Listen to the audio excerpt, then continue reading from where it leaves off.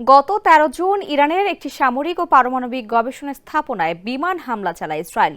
এর জবাবে তেহরানও ইসরায়েল লক্ষ্য করে ড্রোন ও ক্ষেপণাস্ত্র ছোড়ে। সংঘাতের এক পর্যায়ে ইসরায়েলের পক্ষ নিয়ে যুক্তরাষ্ট্র ইরানের ৩টি পারমাণবিক স্থাপনায় বোমা হামলা চালায়। যদিও মার্কিন প্রেসিডেন্ট ডোনাল্ড ট্রাম্পের মধ্যস্থতায় ১২ দিন ব্যাপী এই সংঘাত ২৪ জুন যুদ্ধবিরতির মধ্য দিয়ে শেষ হয়। তবে ইরানের অভিযোগ, আন্তর্জাতিক পারমাণবিক শক্তি সংস্থা IAEA এর দ্বিচারিতার কারণে কোনো ধরনের চুক্তিতে থাকতে চায় না তারা। তাই IAEA এর সঙ্গে সব ধরনের সহযোগিতা বন্ধের ঘোষণা দিয়েছে ইরান। দেশটির প্রেসিডেন্ট মাসুদ পেজেশকিয়ান এ ঘোষণা দেন। বুধবার রাষ্ট্রীয় সংবাদ মাধ্যম প্রেস টিভির বরাতে কাতার ভিত্তিক আল জাজিরা এই খবর জানিয়েছে।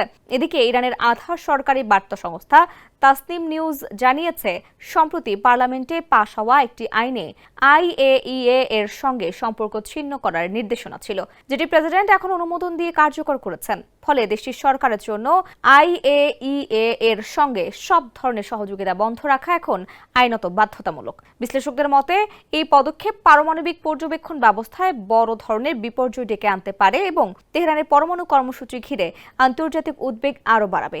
ইসরায়েল ও যুক্তরাষ্ট্রের সঙ্গে সাম্প্রতিক সংঘর্ষের পর ইরান ও জাতিসংঘের পারমাণবিক সংস্থার মধ্যে সম্পর্ক আরও অবনতির দিকে যায়।